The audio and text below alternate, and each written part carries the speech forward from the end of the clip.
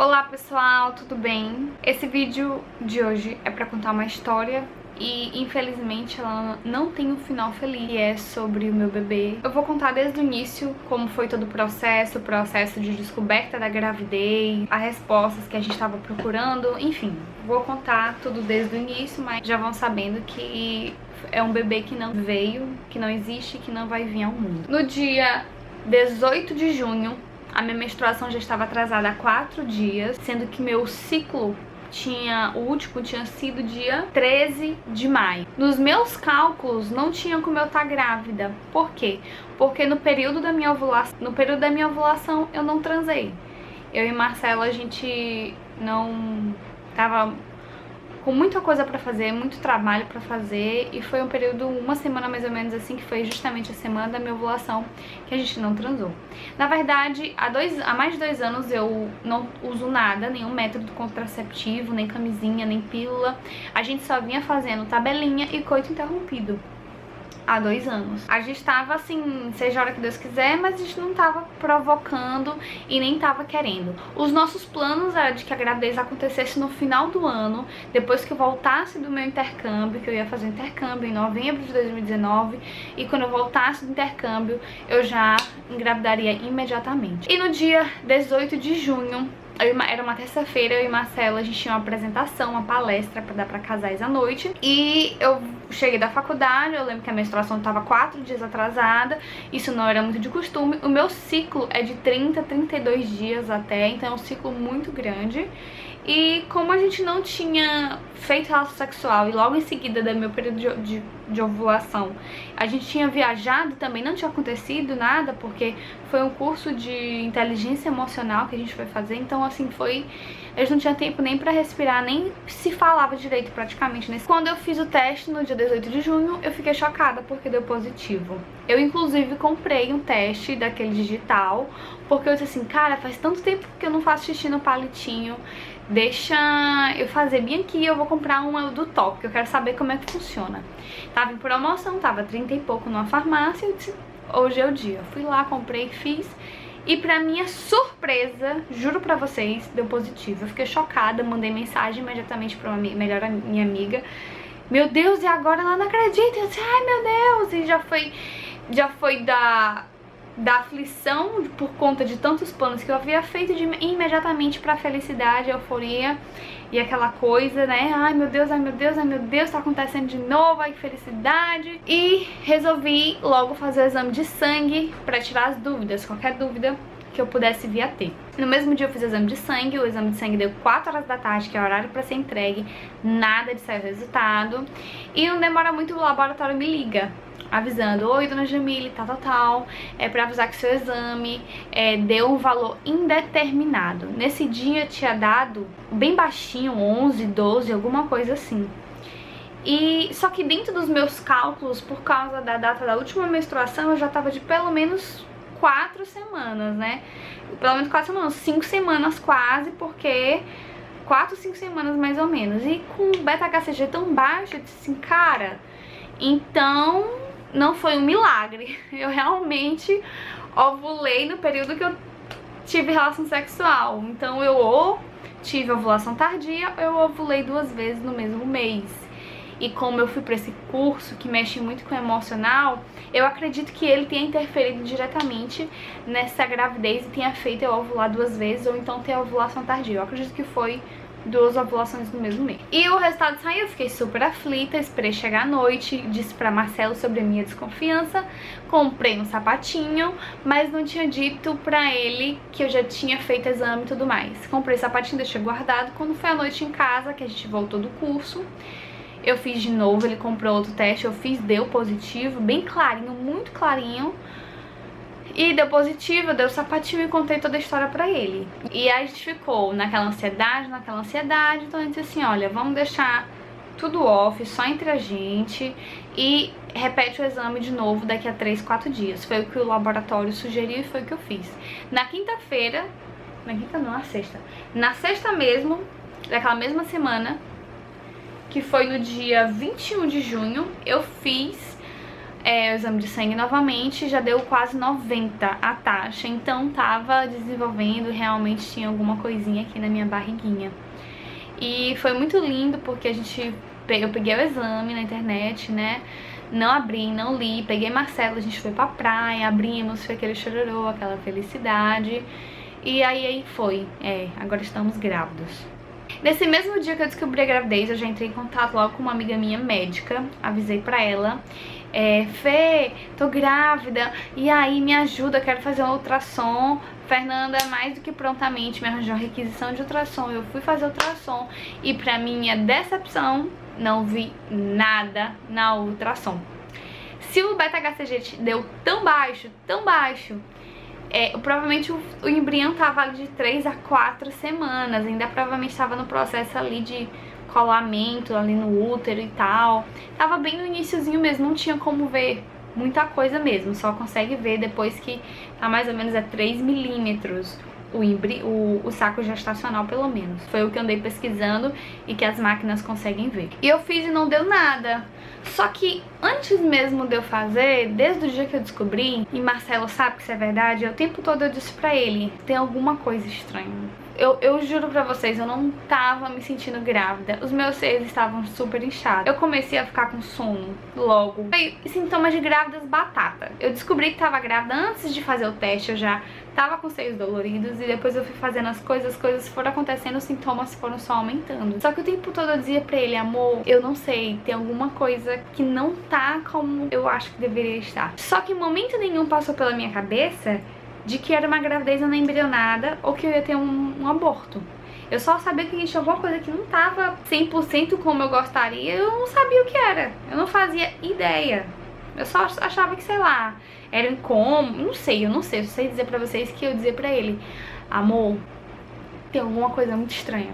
Não sei, não tô me sentindo grávida, apesar do meu corpo se comunicar outra coisa. Quando foi no dia 27 de junho, eu viajei pra São Paulo, eu, Marcelo, Maria Laura, meu sogro. Lá a gente contou com meu sogro, ele foi a primeira pessoa da família a saber. E demorou mais ou menos lá pelo dia 30 de junho, Marcelo voltou pra São Luís e eu continuei em São Paulo pra fazer um curso de consultoria de imagem. Quando foi mais ou menos no dia 2 de julho, que eu acho que era uma quarta, quinta-feira, eu percebi que eu já não tava mais com tanto sono. O sono já não tava tão pesado. Eu tava numa turma onde eram 12 mulheres, das 12, 4 estavam grávidas. E as 3, menos eu, se reclamava muito de sono. Na verdade, nos primeiros dias de curso eu até reclamava muito, só que depois o meu sono ele foi indo embora e os das meninas só pioravam. E eu ficava tipo, porque eu não fazia ideia do que tava acontecendo.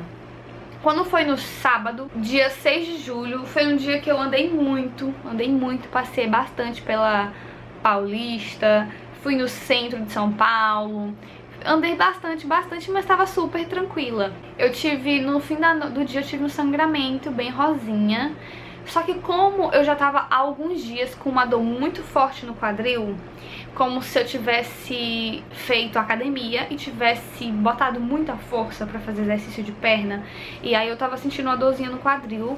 Não foi causado pelo excesso de caminhada, na verdade ele já tava, eu sentada eu senti esse incômodo.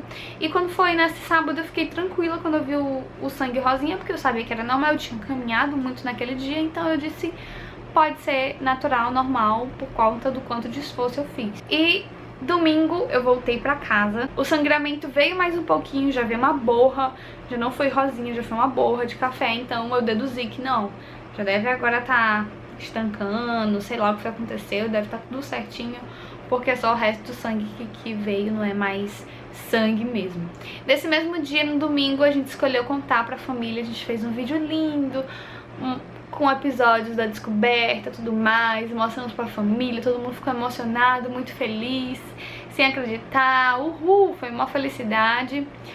E na segunda-feira o sangue veio de novo, veio um pouco mais intenso, um pouco mais puxado pro vinho avermelhado, não veio nem rosa e nem borra de café.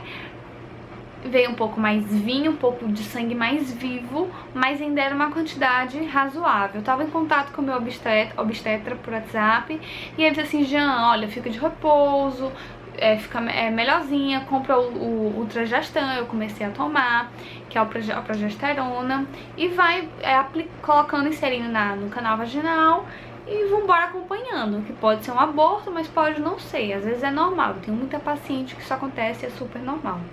Quando foi na segunda noite, o sangue veio com muito mais força, muito mais intensidade. E aí eu já comecei a ficar alerta. Marcelo, não, tá tudo bem, fica tranquilo. Eu disse, não tá tudo bem. Não tá. Quando foi na terça de manhã, eu consegui um encaixe com a minha ultrassonografista, a doutora Silvana, de emergência. Eu fui lá super aflita.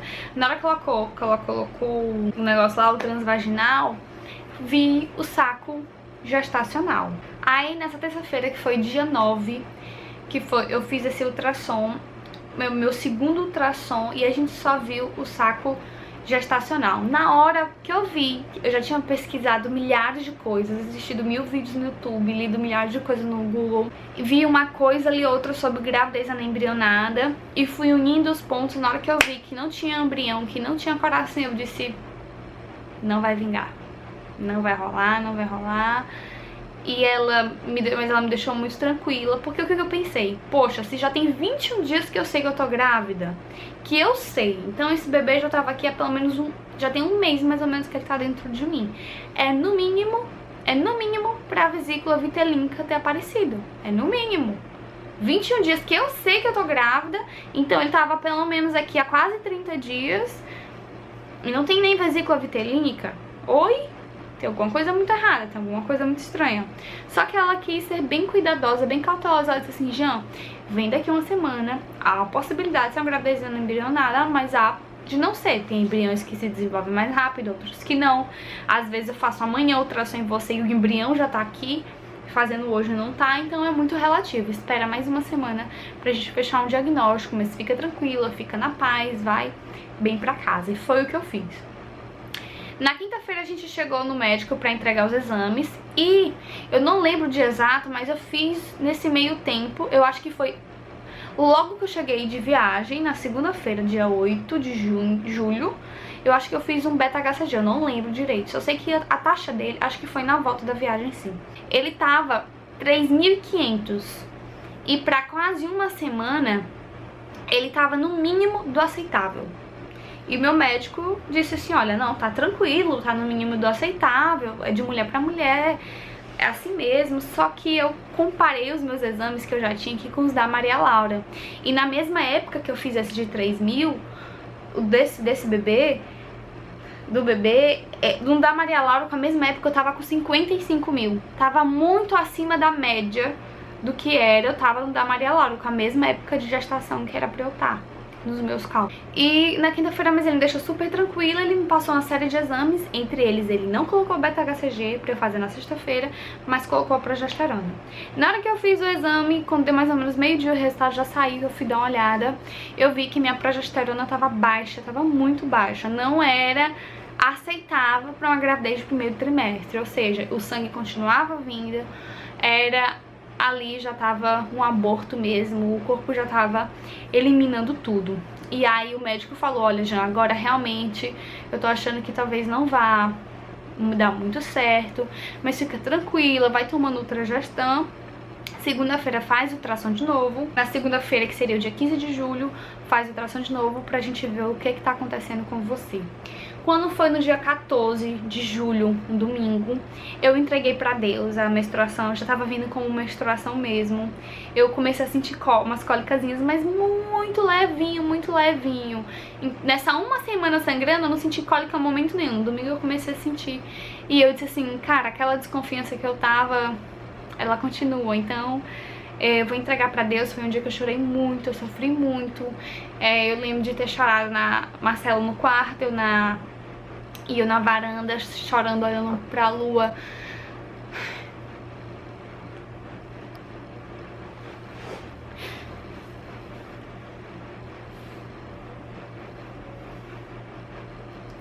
A gente não consegue descrever a dor ou a sensação que é a impotência junto com impotência de você não saber o que tá acontecendo com você, de você não entender o dia de amanhã, se vai dar certo, se não vai, se é pra tá feliz, se não é, se é pra...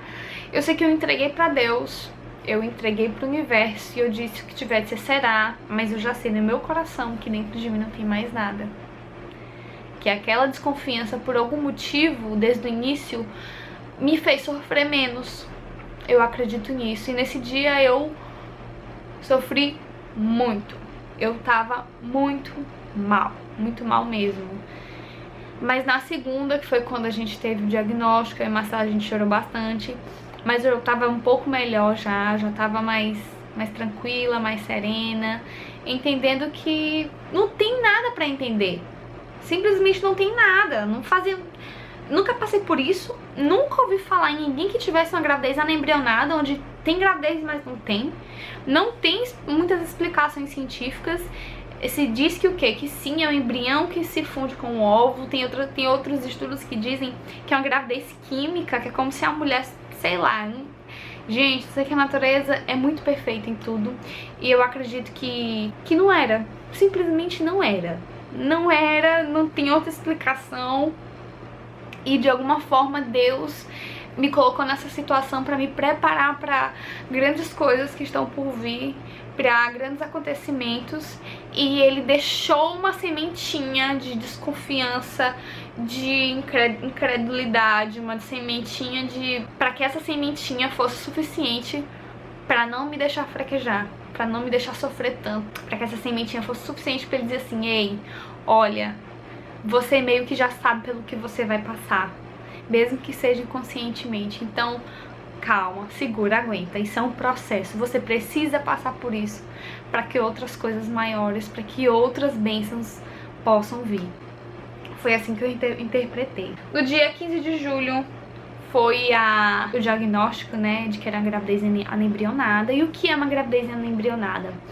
É quando, o que a maioria dos estudos dizem, é que quando o espermatozoide fecunda o óvulo, o bebê começa a se desenvolver, acontece o saco gestacional, que é a primeira coisa que aparece no ultrassom, mas por algum motivo lá dentro as células do bebê, elas não continuam a se desenvolver e vai parando o desenvolvimento até o momento que para mesmo, que o corpo todo entende aquilo como algo que não é legal e começa a expulsar e tem um aborto espontâneo. Na maioria dos casos, quando a gravidez é anembrionada, não há necessidade de curetagem, não há necessidade de raspagem ou de nada. Na verdade, eu tive essas opções, eu tive 3 opções. Eu sei que era esperar, acho que a raspagem, a curetagem ou era a aspiração. Gente, eu não lembro direito, não quero lembrar, não quero ouvir. Eu tô com os áudios aqui do médico, eu não quero ouvir, não quero ter que passar por isso. Então, fiquem só com essas informações aí, porque isso me traz muitas coisas. Eu não vou dizer que eu sou forte o suficiente pra ouvir tudo isso de novo e lidar muito bem, não sei. E eu tinha essas 3 opções. E nessa mesma semana do dia 15, a gente tinha uma viagem pra Salvador, que era a formatura da prima de Marcelo. E nós iríamos de carro, que a gente ia viajar dia 17 pro dia 18, era 2 dias depois. E como a menstruação já tava vindo com uma leve cólica, eu disse assim, vamos ver se vai descer mesmo, se vai sair tudo mesmo. Eu vou preferir esperar, eu não quero ter que correr o risco de machucar o meu útero, de entrar no centro cirúrgico, de passar por todo esse processo traumático. Eu prefiro tentar eu mesma me resolver comigo mesma. Começaram a vir cólicas muito fortes, não chegaram a ser insuportáveis, mas eu arreguei umas 2 vezes pra tomar remédio. Eu sou muito resistente a tomar qualquer tipo de remédio, e umas 2 vezes eu tomei, porque as dores eram umas pontadas assim, bem fortes. Dor de cólica mesmo, bem aguda, que eu nunca tinha sentido na minha vida. E foi isso, foi mais ou menos 15 dias sangrando, quase 20 dias o sangramento, e com cólica, do meio pro final foi muita cólica. Mas eu toda vez que eu ia no banheiro, que descia, passava tudo de novo. Depois que eu meio que saía do banheiro, eu me limpava ou parava de doer, eu conseguia, por estar viajando, conseguia me distrair, esquecer um pouco do que eu tava passando por tudo aquilo. Eu fiz um pacto com a minha família, eu pedi para as pessoas para que elas não comentassem. Eu pedi pra Marcela, amor, fala com todo mundo e pede para as pessoas não falarem nada comigo. Eu não quero ter que explicar, eu não quero dizer como é que eu tô. É pra fingir que nada aconteceu. E pra mim foi maravilhoso, porque eu tinha o consolo de quem eu queria, que era do meu marido, de quem eu achava que precisava, e era a única pessoa de quem eu precisava, a compreensão. E eu evitei de ouvir muita coisa, e eu ainda ouvi muita coisa desagradável, que isso é um tema também para outro vídeo, e esse vídeo vai sair em breve. Coisas que você não deve falar pra uma pessoa que perde um bebê ou que tá com risco de perder um bebê. Pelo amor de Deus, gente, a galera é muito sem noção. Assunto pro outro vídeo. Meu sangramento parou mais ou menos pelo dia 22, 25 de julho. Eu não tenho muito bem anotado. E quando foi dia 9 de agosto, eu já fiz uma nova ultrassom pra saber se estava tudo bem. E o meu colo do útero tava maravilhoso, o útero já maravilhoso, já tinha voltado pro tamanho normal. Os ovários já estavam produzindo de novo, meus óvulozinhos bonitinhos. Vida que segue, o corpo se recuperou sozinho. Eu optei pelo aborto espontâneo, por deixar a coisa fluir, por deixar acontecer. E eu acho que no meu caso foi a melhor opção, apesar de ter sido um processo muito dolorido e instigante. Mas ele foi menos traumático, porque eu não tive que passar por esse processo de ser cuidada por ninguém, ou de entrar no centro cirúrgico, de passar por uma cirurgia, de tomar sedativo, de ir para uma maternidade, porque isso se faz em maternidade, então eu não queria ter que entrar na maternidade para pensar que eu ia estar ali chegando pra tirar definitivamente o meu bebê, que nem tinha mais bebê. A minha felicidade é que eu dizia assim, nossa, eu já tenho uma filha, nada substitui o que acabou de acontecer, mas eu já tenho a minha filha. E meu coração tá tranquilo. Essa foi a forma como eu lidei com o meu aborto, com essa gravidez anembrionada, que apesar dela ter esse termo anembrionada, por dizer que não há embrião, eu acredito sim que houve vida, que existiu uma vidinha sim. E ela veio pra me trazer muitos ensinamentos. Agora, o problema é que o ultrassom não viu, ela era tão pequenininha que o ultrassom não viu, mas eu não acredito que não tenha se formado vida. A vida, pra mim, eu acredito que desde a concepção já é vida ali, aquele monte de célulazinhas se multiplicando já é vida acontecendo dentro da gente. E se você tá passando por isso, relaxa, te acalma, eu sei, dói. Se você tá no luto, então sofre, chora que tiver que chorar. Eu fiz o processo de aceitação da minha filha, eu dei um nome, eu disse que era uma menina, Helena. Então no meu coração eu já não tenho mais só uma filha, eu tenho duas, na verdade 3, mas isso é assunto para outro vídeo. E a terceira é a Helena, e ela vai estar pra sempre no meu coração. É um anjinho que tá no céu nos protegendo. E eu dei nome, eu vivi meu processo de luto, eu guardei ela na minha memória. E isso é mais fácil pra ajudar a lidar com a dor. Então se você tá fazendo isso, se permita ter a certeza de que era um filho sim, de que era uma vida sim, de que você tem todo o direito de se sentir tão mãe desse bebê quanto de um bebê nascido vivo ou um bebê criado. E isso vai te fazer bem melhor, porque me ajudou a passar por isso. E hoje eu tô aqui conseguindo falar disso, emocionada, mas sem derramar nenhuma lágrima. Não é forçando, não é me privando de sentir emoção, é simplesmente que aconteceu, eu aprendi o que eu tinha que aprender, e agora bola pra frente. Daqui a pouco vem mais um bebê aí, e vai não curar, mas vai amenizar um pouquinho a dor. Um grande beijo, se inscreve no canal e comenta aqui embaixo também se você já passou por isso. Compartilha essas histórias para que outras mulheres assistam. Ah, e se vocês não souberam desse assunto da gravidez, eu contei ele há 2 meses atrás, da data que eu tô gravando esse vídeo hoje, quase. Contei sobre o aborto lá no meu Instagram, então aproveita pra me seguir lá, pra você saber mais coisas de forma mais instantânea. Vai ser um prazer te ter lá também.